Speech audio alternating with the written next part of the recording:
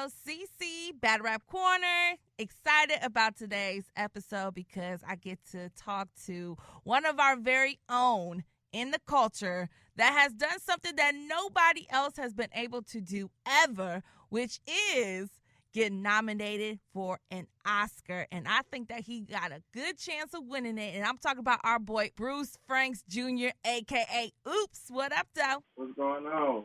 What's going on? How you feeling? Feel good. I feel good. Just working. You working? What you doing on this MLK Day? Well, pushing. They just dropped me versus B Dot, so I've been promoting that. When did that just drop? Like minutes ago. I was about to ask you, like, that's crazy because I literally was going to ask you next, like, you know, me and I know a lot of battle rap fans was asking if they were going to drop that battle today, which would have been perfect because it's MLK Day. Yeah, they did it. So well, I'm pushing now. Thank goodness. So, I mean, I haven't seen the battle yet, so, you know, how you feeling about it? You feel like you won it?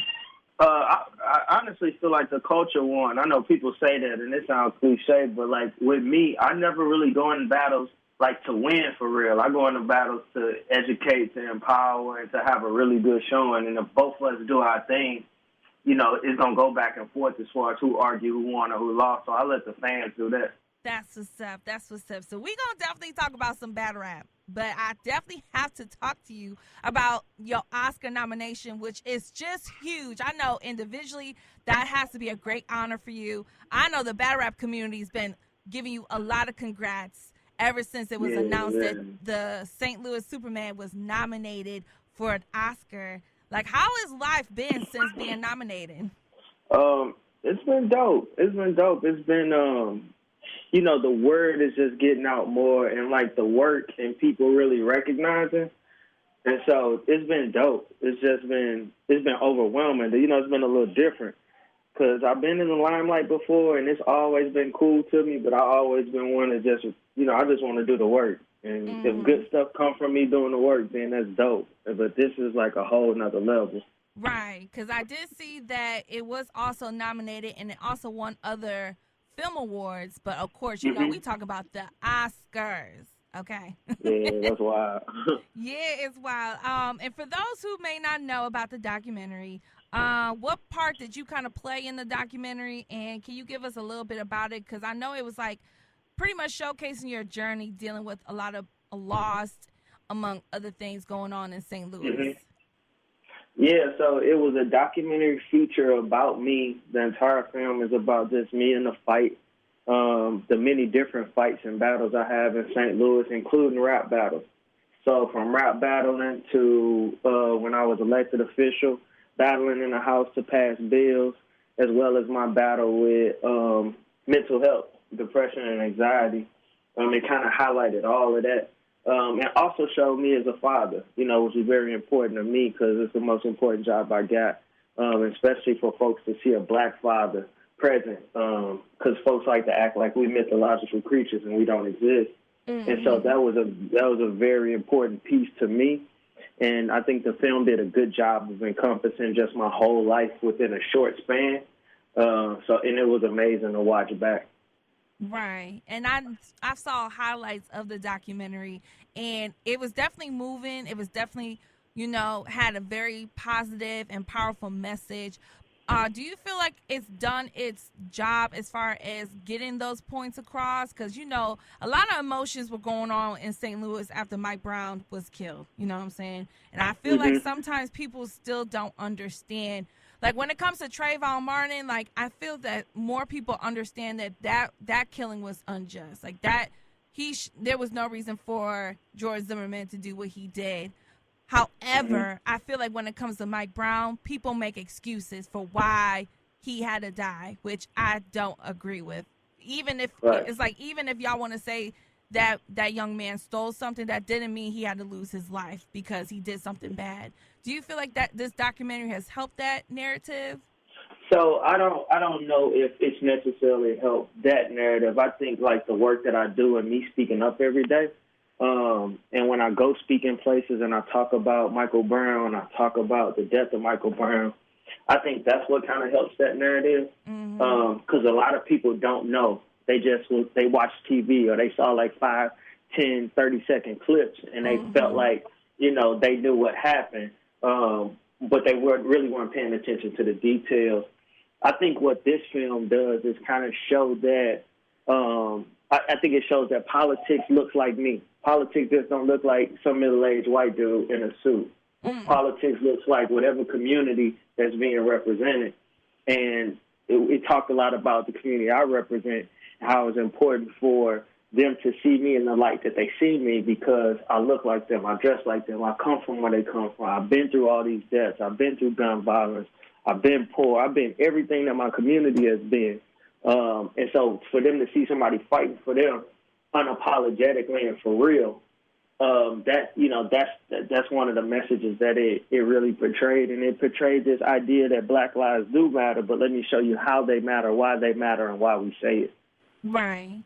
And speaking of Mike Brown, you do spend a lot of time with his father, even to this day. And I seen on Twitter, you shared a photo of you two together and that you spend time with him on your son's birthday because it's kind of a bittersweet day for you because your son was born on that day, but that was also the same day Mike Brown was taken away from us.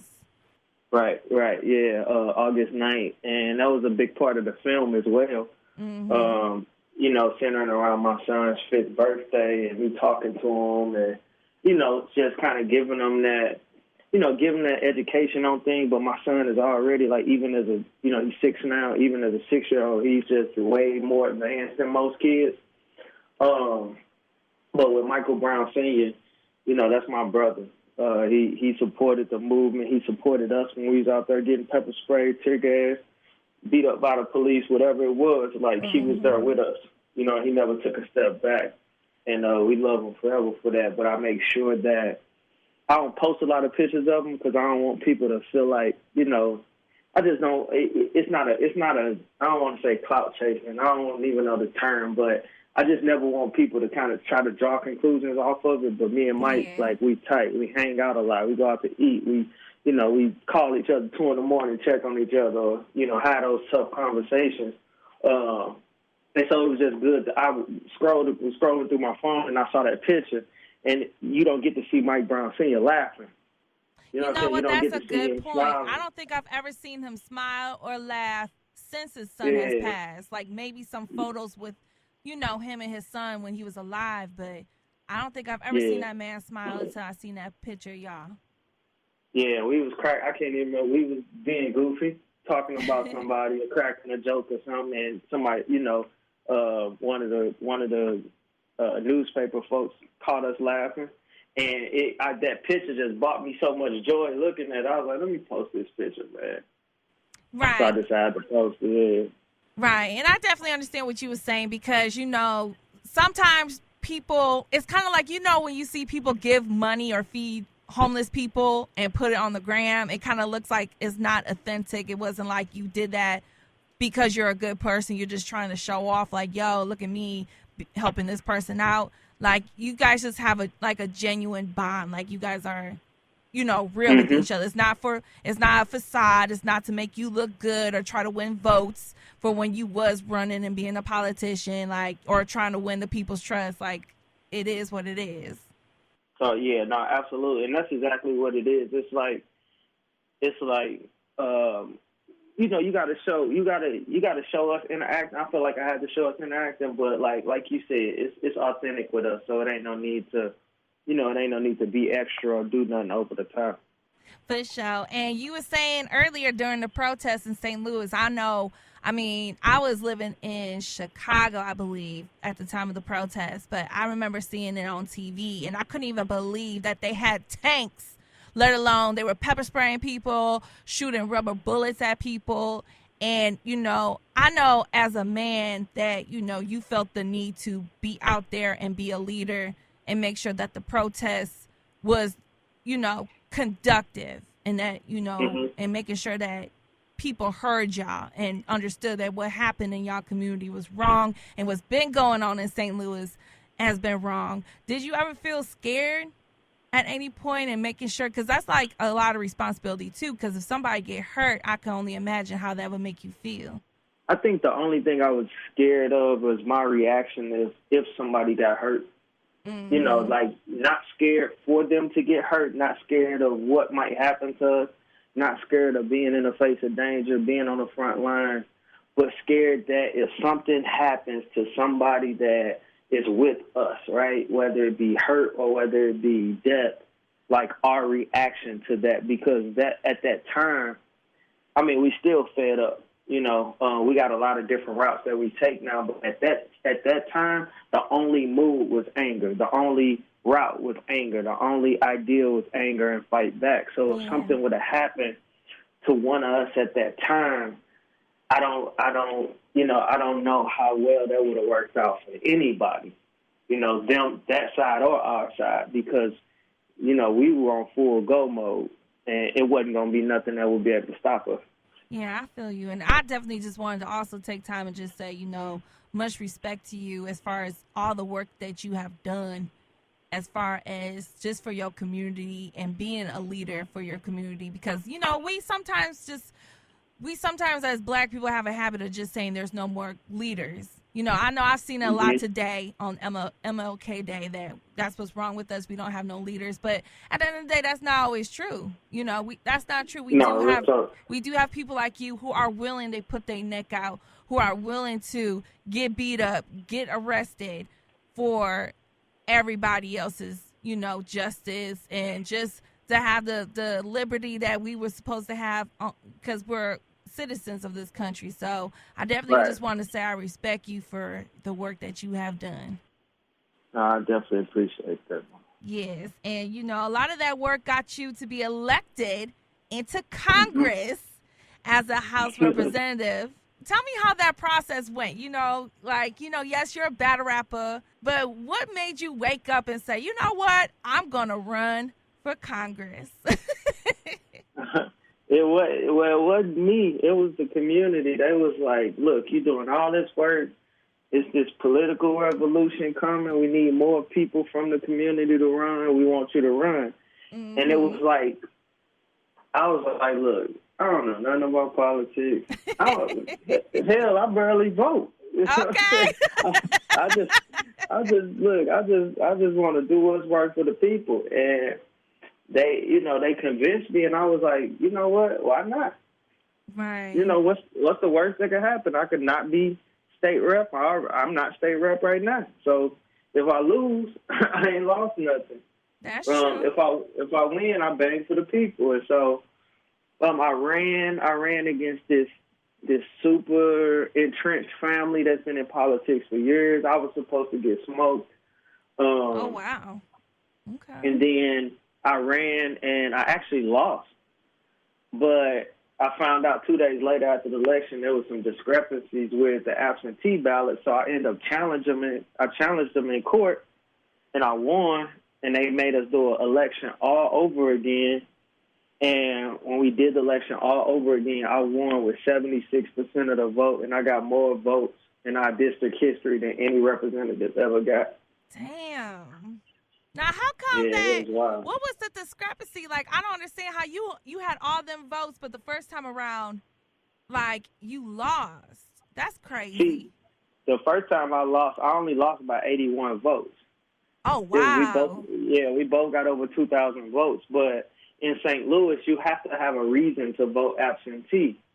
And so when some of these folks were voting absentee, they wasn't really absent. You know what I'm saying? And then it was some things that was going on with the way that the process went with the Board of Elections. So the judge was like, yeah, this was unfair process, so we just going to throw all of the ballots out. Y'all got to do it over.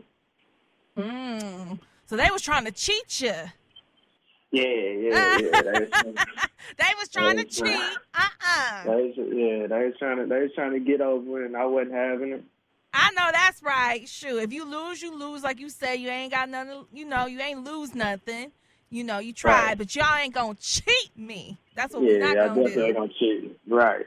I feel you on that one. And did it get? You know I wasn't sure. You know, I'm not from St. Louis, but I could only imagine your opponent try to take some of your battle raps.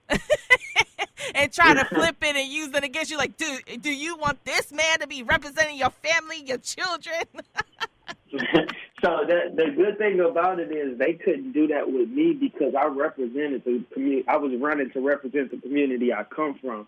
So everybody already knew me. Okay. You know what I'm saying? They knew me as Ooops already. Like, even outside of battle rap, like, I had songs on the radio. I was doing community work. Like, so everybody knew me already. The thing was when I actually got elected and I went to the House, it was some of the white Republicans in the House who tried to be like, well, we heard some questionable lyrics back in the, and it was, but I stung them too. I told them, y'all listen to Johnny Cash, and he said, I shot a man in Reno just to watch him die, so we ain't gonna talk about gun boys. See, that's what I like about you. You quick on your feet. You quick with the clap back. Like, you know what? Don't come for me. Don't come for me. I'm going to clap back. I'm going to clap back. Shoot. But, like, speaking of, I remember, because I forgot, I didn't even know your name was Bruce. I just knew you as Ooops. But then when I saw that you was in Congress, and I also saw that you was on Fox News with Tucker punk ass, a while ago, because he was trying to confront you about when you guys, for those who don't know, when you are a new member of the House or Senate, you have to take an oath, the Pledge of Allegiance. That's kind of like like I guess how they swear you in, so to speak. And I guess that they saw you with your fist up, raising a fist during the Pledge of Allegiance. And I guess, some people in white America felt some type of way about you. Oh, that was hot. Did you, that was hot. Right. And so I figure, if they already making it a big deal on Fox News, like, did you ever feel like it was hard for you to work with other, politicians, whether in your own party or, Republicans, because you were a little bit more pro-black compared to some other even black politicians we got these days? Oh, yeah, absolutely. And the hardest people I had to work with was the people that's supposed to represent the same thing as me. Damn, that's crazy. People always be like, because, folks know that I resigned and all these other things, and they always be like, well, the white folks, I know they wasn't going to let you, blah, blah, blah, blah, blah. I'm like, for one, can't nobody let me do nothing. Like, that ain't how it works. It don't work that way, right? If you got the people, then you good. And I had the people. But the people that fought me most was my party and looked like me. Right. Like, they see me as competition. See, with Republicans, it ain't no competition because I lived in a strictly Democratic area, so the only races we had were primaries. So it was just Democrat on Democrat. Right. Because Republicans had no chance in winning. So the Republicans, I got along with them because we didn't have to wonder where each other at. They know where I stood on certain stuff. I knew where they stood. The stuff that we agreed on, we was gonna work together. The stuff we didn't agree on, we was gonna fight about. Okay. That was our agreement. We was cool. Democrats, they was smiling in my face. Yeah, let's do this, blah, blah, blah, trying to work behind my back. But it's so many Republicans that it didn't matter what they was doing because all I needed to do was get the Republicans on my side. And all I had to do was talk to them. I ain't have to sell my soul. I ain't have to compromise. I ain't have to sell my vote. I ain't have to do none of these things that you hear about in politics. Right. I just had to let them know, look, this is what it is. This is what I'm fighting for. This is why it makes sense. Yeah, that's sad to hear that even the black politicians who are supposed to be on the same team, and just because you might be from St. Louis and this person might be from Detroit, at the end of the day, we all pretty much have the similar and same problems. Poverty, poor education, low income, low employment, all that stuff. A lot of these cities have the same issues. I just never understood why people can't work together to make sure that everybody's city can eat and do better, because we pretty much all got the same problems. Yeah, that's real. And that's the mindset I always took, because so many of our cities, especially in the Midwest, we so much of share the same things, even though we all unique in our own way. Yeah. But we share so many struggles and so many of these oppressive systemic issues that we so busy working in silos and working in our own communities, and we not willing to come here or go there because, it's just so much bull crap that we just need to come together and be like, all right, check this out. Let's put all our stuff in a basket, right? Let's make it like a resource potluck. Everybody bring their resources to the table. Mm-hmm. And let's divvy them out. Let's spread them out because we got more to pick from. But yeah, that bothers me. Yeah, that bothers me too. That's one thing about politics I don't like and I never understood. But I wasn't sure if you would ever consider maybe going back and doing politics. Maybe, I don't know about anytime soon, but would you ever consider doing that again? Never again. Oh, no! Never again. Okay, so is it because you feel like you could get more work done in the streets compared to in Congress? Because I know a lot of people say that you can you don't have to be a president or you don't have to be a politician to get stuff done. Oh, so you definitely don't have to be a politician to get stuff done.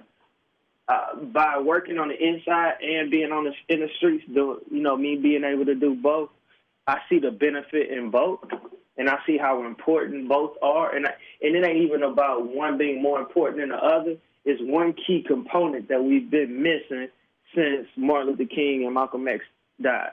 What is that? And that's the idea of having somebody on the inside working with somebody on the outside. That's what I brought to the table. Mm-hmm. See, I was on the inside, but I was still a protester. I was still an activist. So I was on the inside still marching and shutting down the highway and getting locked up and doing everything that I was doing, but I was also on the inside able to make laws and so on and so forth. But if we had somebody who was on the inside that had the trust of the community and the community activists, and the activists had somebody they can trust, you would have somebody that can work hand in hand with each other. Imagine somebody walking into the governor's office and saying, hey, I need $10 million for the summer job program.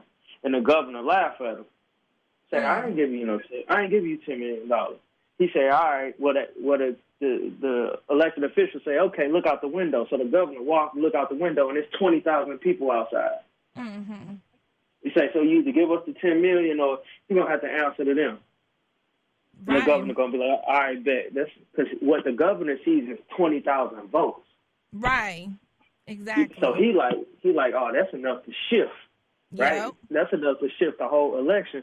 Let me get them they damn $10 million. If we took that mindset into policy making, man, we'd be bad. But we got so many people want to work in their own silos. They want to be the first to do it. They want to say, I did it. They want to stamp if my name was on every bill that passed out of Missouri that I helped with or that I gave to a Republican to pass it because I knew they had a better chance of passing it, I would have passed 20, 40, 50 bills.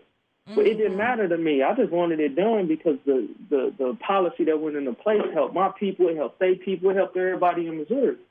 So it having my name on it, I don't care about this. I just care that it got done. Right.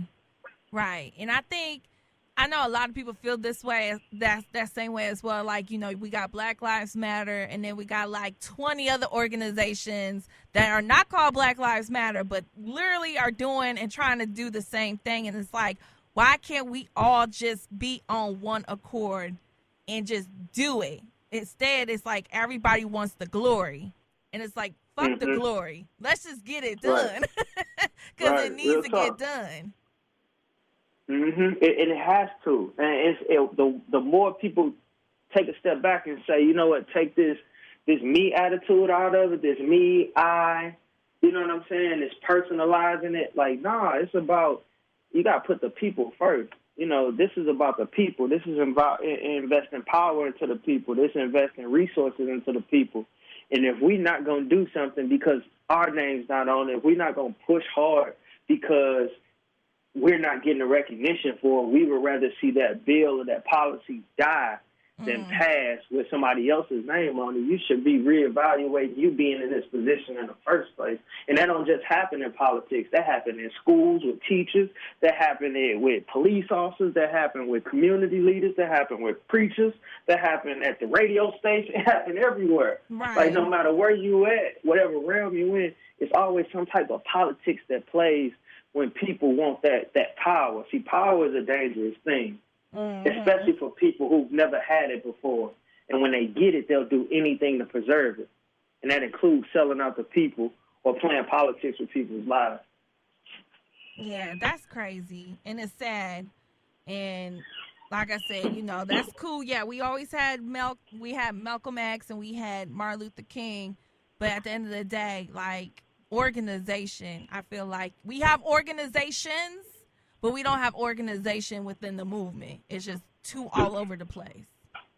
Mm-hmm. That's what I've been saying for years. But kind of moving on, last kind of question about politics. Have you been kind of keeping track of the 2020 presidential election? Yeah, absolutely.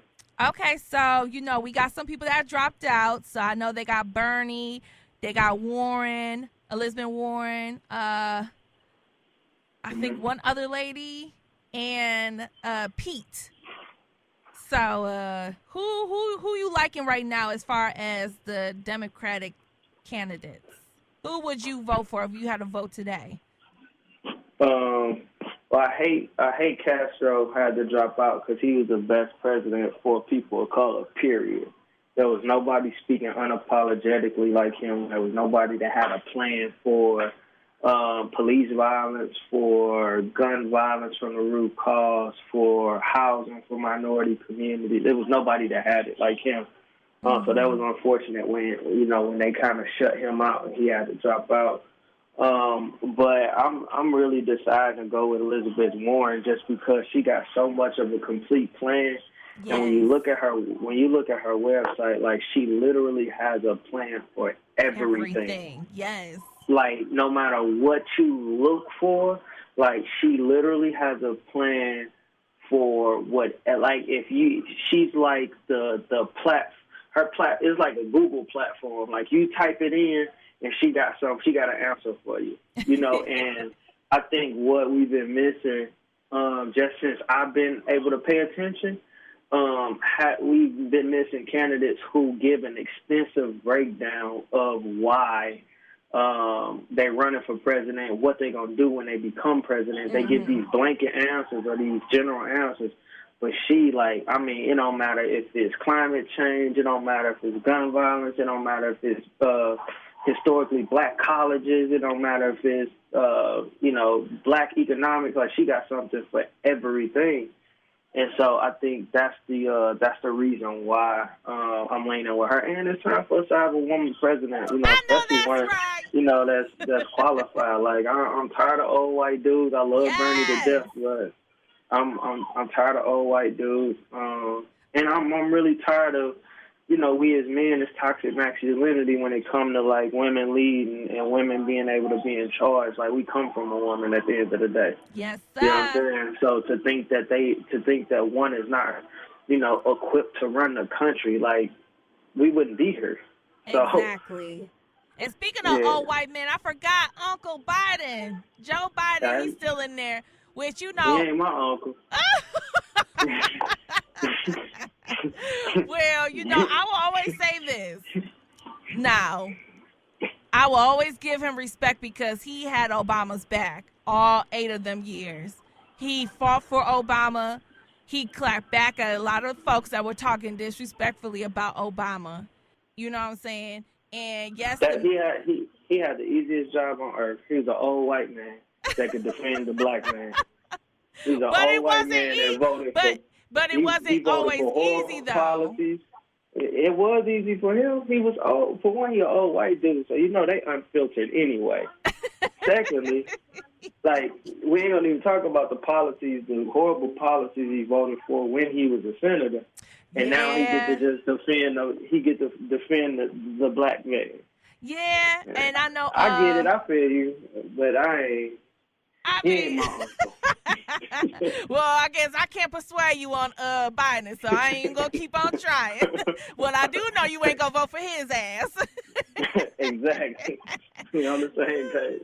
Okay, but we gotta be honest. It looked like after everything is said and done, it could be between Biden, Warren, or Bernie. And if worst case scenario for you, I don't know. It don't matter. Whoever get it from my end, I'm voting for him. Like Okay. we're not gonna do that. I'm not gonna be Anybody protesting but and Trump. writing in Mickey Mouse and shit. Nah, I'm voting for whoever that Bruh. come from this. I don't care how much these Democrats get on my nerves. Okay. I'm still gonna vote for 'em. So people could call it what they want, but if y'all want another 4 years of Trump, go ahead and vote for him. Right. I ain't got nothing for you. Right. Okay, and now let's talk about some battle rap. And I've been on your page. You be popping up on my timeline, and it looked like you got you a little hit list. Okay, you've been talking about Sharon, Dom Marino, Diz, Pat.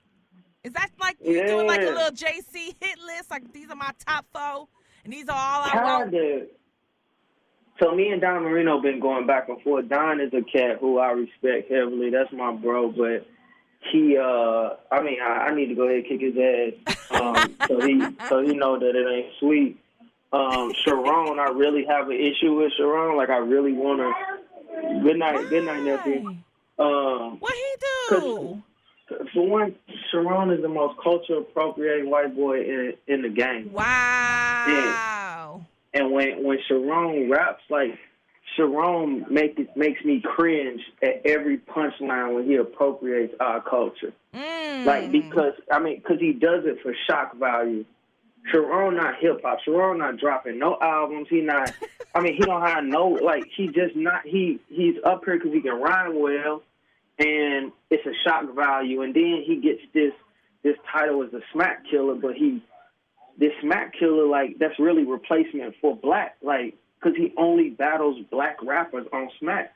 You bring the white boy over here to battle the black rappers, and he magically wins however he ends up winning, right? And it's always this shock value because he's talking gun bars, he's talking about our culture, he's doing all of these different things. Like, he's one of the people that don't understand, like, he's just a visitor here.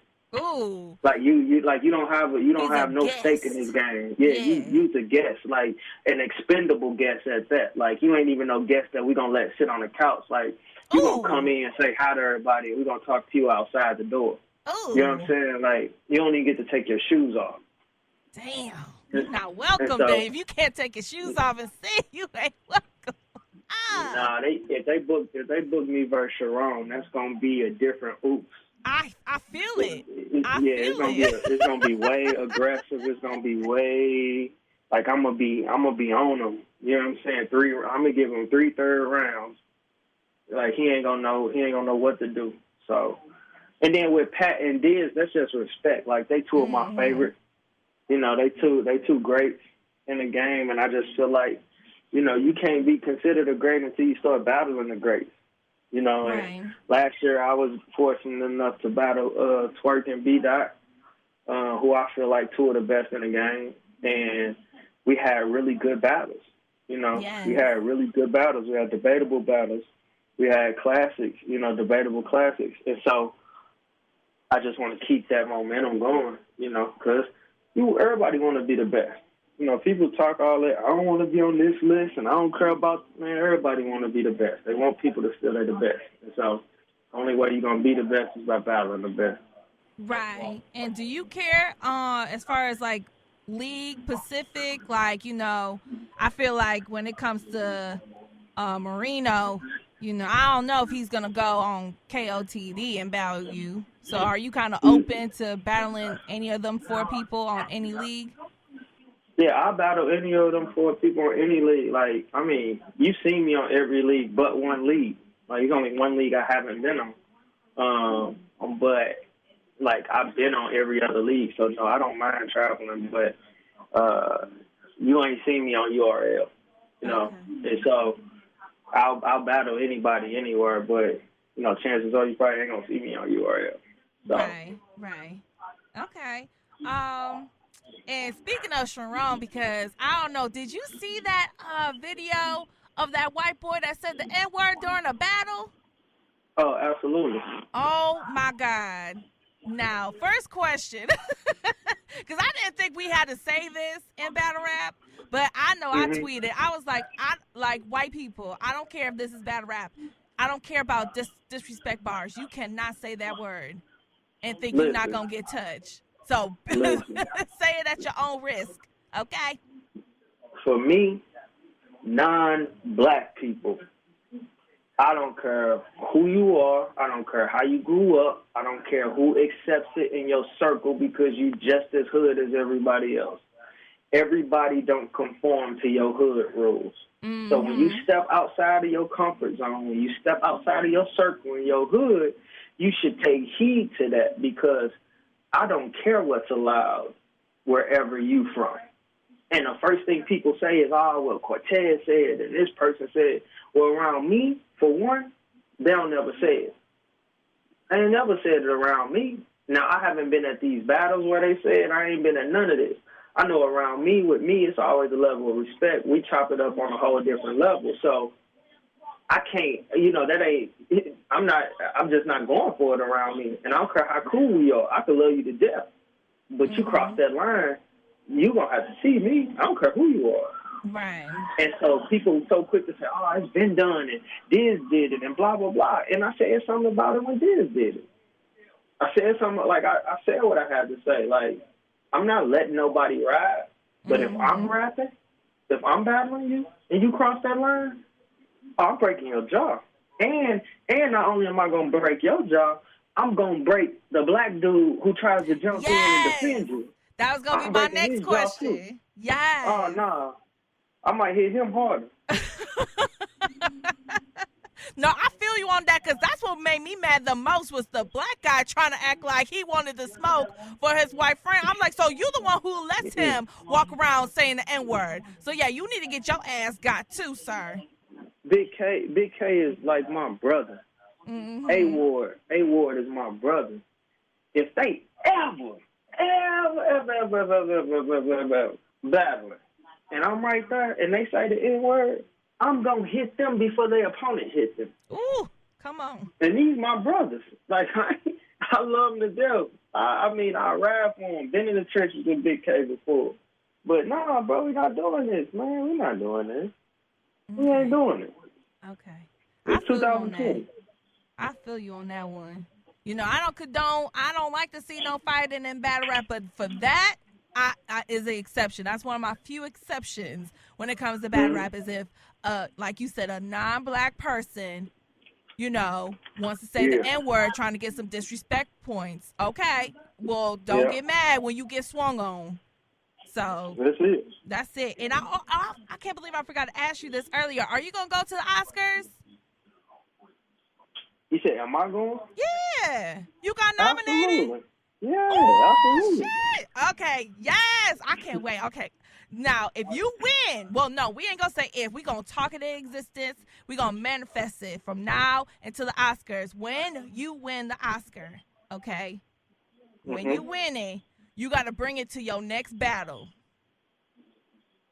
Oh, absolutely. Okay, so I can take a picture with it, too. Uh-huh. Because that's probably the closest I ever get to an Oscar, okay? I'm going to do a 2-on-2 with him. Hey, that's what I'm talking about. That's what I'm talking about. But, I mean, that's pretty much I got for you today as far as questions. But if you got anything you want to plug, please do so. This is your time. Save the last word for you. Say whatever you want to say. Go for it. No, I appreciate it, man. This has been a dope interview for one, so thank you for the opportunity and the platform. This is super dope. I think that, with me, just my album is out. It's been out, ready for the world. It's on all streaming platforms, every single streaming platform, so no matter what you got, you can get it. That's Ooops, Ready for the World. And, my Twitter handle, my Instagram, everything is at Bruce Franks Jr. And remember, today Martin Luther King Day. Martin Luther King said, comes a time when you do something not because it's political, not because it's popular, not because it's safe, but because your conscience tells you it's right. So we need to live dangerous in the most effective way of the word. Yes, and that's how we going to leave it, because I can't say nothing better than that. But yes, Oops, Bruce Franks Jr., thank you so much for giving me your time, because you could have talked to anybody, and you was talking to me, so thank you. No problem. I appreciate it.